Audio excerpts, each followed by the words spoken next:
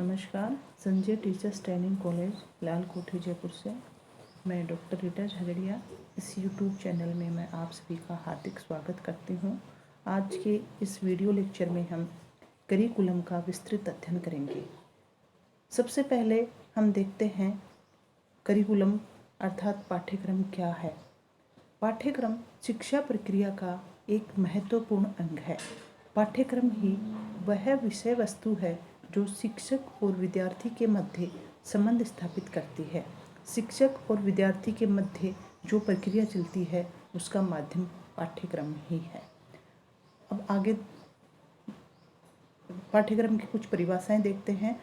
बरिक महोदय के अनुसार उच्चतर जीवन के लिए प्रतिदिन और 24 घंटे की जा रही समस्त क्रियाएं पाठ्यक्रम के अंतर्गत आ जाती हैं। बरिक महोदय ने कहा है कि हम 24 घंटे में जो भी क्रिया करते हैं वो सारी क्रियाएं हैं वो पाठ्यक्रम के अंतर्गत ही आती हैं।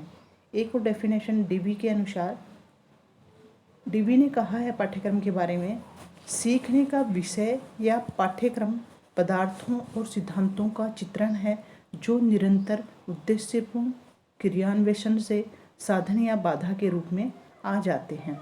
अब हम आगे देखते हैं पाठ्यक्रम के उद्देश्य, यानी कि जो पाठ्यक्रम है वो किस उद्देश्य से बनाया जाता है। पहला उद्देश्य बताया है प्रत्येक बालक का बहुमुखी विकास हो सके। अर्थात ये बताया गया है कि पाठ्यक्रम है उसका एक उद्देश्य ये है कि हम कहते हैं बच्चे का सर्वांगीण विकास हो या बच्चे का चहुमुखी विकास हो, तो एक उद्देश्य तो ये बताया। दूसरा उद्देश्य बताया है बालकों का चारित्रिक व नैतिक विकास करना ताकि उनमें भाईचारा, ईमानदारी, सहयोग, एकता व न्याय इत्यादि मूल्यों का निर्माण हो सके। अर्थात अगर इसको संक्षेप में हम कहें तो पाठ्यक्रम का उद्देश्य ये भी बताया है कि बालक है उसमें हमारे जो नैतिक मूल्य हैं, जो चारित्रिक मूल्य हैं, उनका बालक में विकास हो सके। तीसरा जो उद्देश्य बताया गया है वह बताया गया है विद्यार्थी की आवश्यकताओं को, योग्यताओं व रुचियों को देखा जा सके। अर्थात पाठ्यक्रम है उसका एक उद्देश्य ये भी है कि बालक की नीड क्या है, उसकी योग्यता क्या है, उसका इंटरेस्ट क्या है, ये भी पाठ्यक्रम के द्वारा ही देखा जा सकता है। तो एक उद्देश्य ये भी बताया गया है। नेक्स्ट उद्देश्य, चौथा उद्देश्य बताया गया है विद्यार्थी को अच्छे नागरिक बनाने में सहयोग करना, यानी कि एक पाठ्यक्रम का उद्देश्य ये भी बताया है कि बालक है वो एक देश का एक अच्छा नागरिक बने, ये भी एक उद्देश्य बताया गया है। पांचवा जो उद्देश्य बताया गया है वह है बालकों को इस योग्य बनाना कि अगर उनके सामने कोई समस्या आ जाए तो वह समस्या का समाधान कर सके। अर्थात ये बताया गया है कि जो पाठ्यक्रम उसका एक उद्देश्य ये भी है कि बच्चा है या बालक है अगर उसके सामने किसी भी प्रकार की कोई समस्या आ जाए तो वह खुद ही अपनी समस्या का समाधान ढूंढ सके, कर सके। अब आगे हम देखते हैं पाठ्यक्रम की विशेषताएं, अर्थात पाठ्यक्रम की क्या विशेषताएं हैं। कैरेक्टरिस्टिक्स ऑफ करिकुलम, पहली जो विशेषता बताई गई है वह बताई गई है पाठ्यक्रम विद्यालय गतिविधियों का कार्यक्रम है।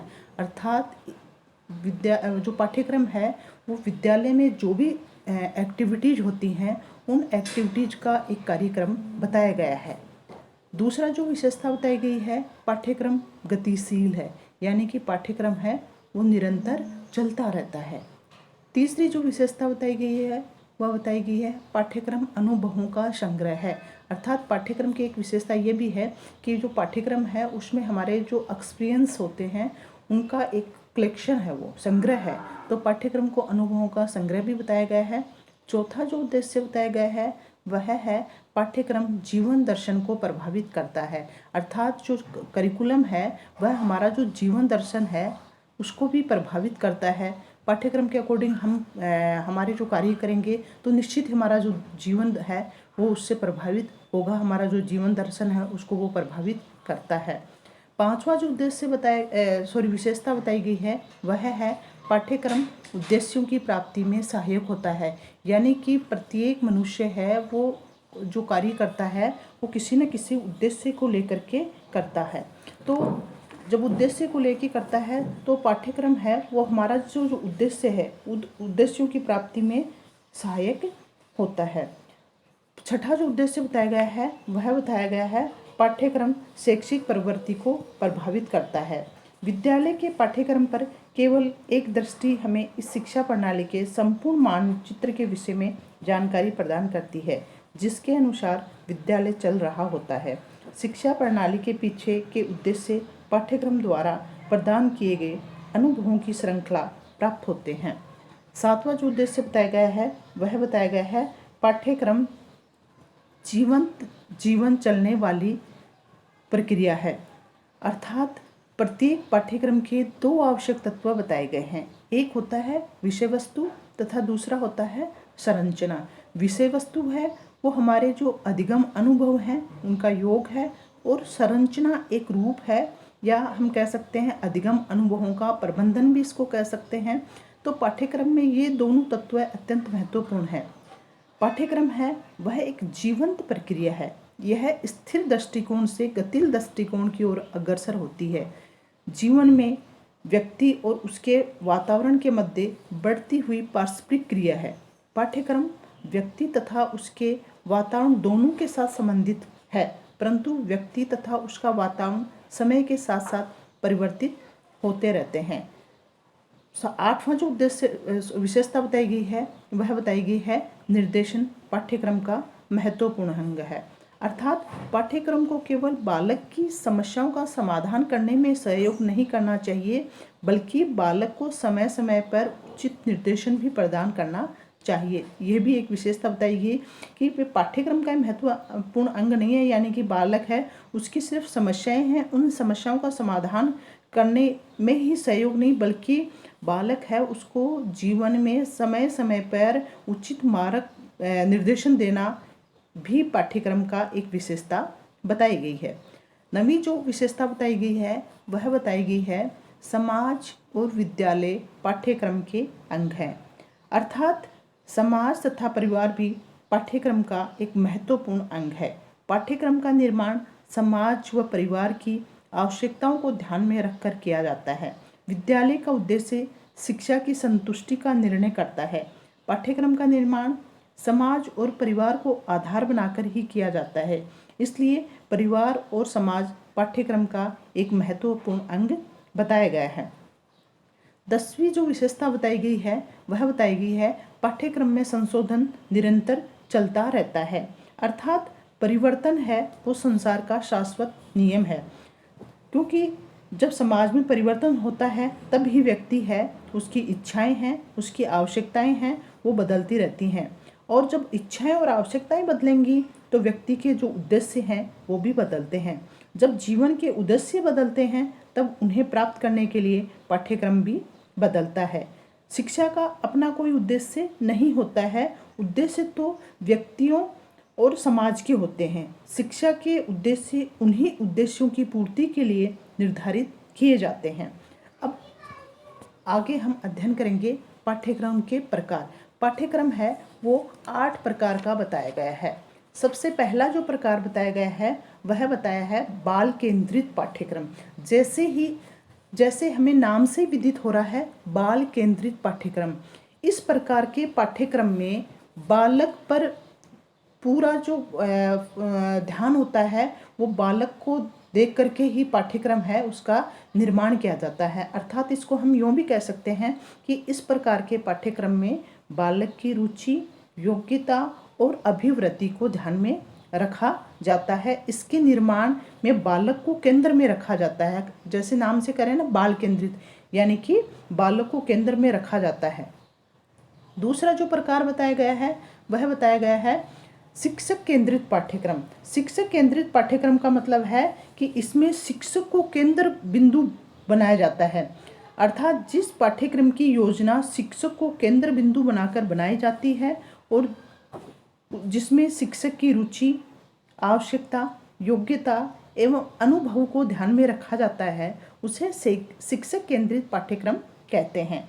तीसरा जो प्रकार बताया गया है वह है विषय केंद्रित पाठ्यक्रम, अर्थात विषय केंद्रित जैसे नाम से विदित हो रहा है, इसमें जो विषय हैं उन विषयों को ध्यान में रखा जाता है, या हम यूँ भी कह सकते हैं इससे पाठ्य विषयों का अध्ययन अध्यापन प्रमुख है। इसमें पाठ्यक्रम को विभिन्न विषयों में विभक्त कर दिया जाता है और प्रत्येक विषय के शिक्षण की व्यवस्था की जाती है। इस प्रकार का पाठ्यक्रम अमनोवैज्ञानिक है, अतः इसकी उपयोगिता कम है। यद्यपि हम अभी तक हमारे विद्यालयों में प्राय इसी प्रकार का पाठ्यक्रम है, वह प्रचलित है। चौथा जो प्रकार बताया गया है वह बताया है क्रिया केंद्रित पाठ्यक्रम।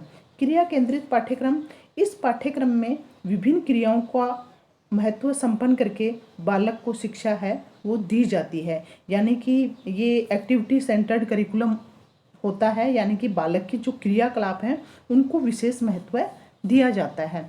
पांचवा जो प्रकार बताया गया है वह बताया गया है अनुभव केंद्रित पाठ्यक्रम। अर्थात अनुभव केंद्रित जो पाठ्यक्रम है, इस प्रकार के पाठ्यक्रम में संपूर्ण मानव जाति के अनुभवों के समावेश करने की बात कही जाती है। मानव जाति ने वर्तमान तथा अतीत में अनेक प्रकार के अनुभव प्राप्त किए हैं और उन अनुभवों से बालकों को प्रेरणा प्राप्त होती है, अतः इन अनुभवों को प्रमुखता देकर बालकों को सिखाया जाता है जिससे वह अपने जीवन में सफल हो सके। छठा जो प्रकार बताया गया है वह बताया गया है शिल्प केंद्रित पाठ्यक्रम। शिल्प केंद्रित पाठ्यक्रम, इसमें कताई, बुनाई, कृषि, लोहारगिरी, सिलाई जैसे शिल्प को केंद्र मानकर उसी के आसपास अन्य विषयों की योजना बनाई जाती है। इस प्रकार बालक जो शिक्षा प्राप्त करता है वह अधिक रुचिकर व स्थायी होती है। सातवां जो प्रकार बताया गया है वह बताया गया है कोर पाठ्यक्रम, कोर करिकुलम, यानी कि इस पाठ्यक्रम में कुछ विषय व क्रियाएं अनिवार्य होती हैं एवं कुछ ऐच्छिक होती हैं, यानी कि कंपलसरी और ऑप्शनल दोनों प्रकार की इसमें क्रियाएं होती हैं। जैसे हम उदाहरण के तौर पे कहते हैं कि भाषा है, गणित है। भाषा और गणित जैसी क्रियाएं सभी के लिए अनिवार्य होती हैं एवं अन्य क्रियाएं ऐच्छिक होती हैं।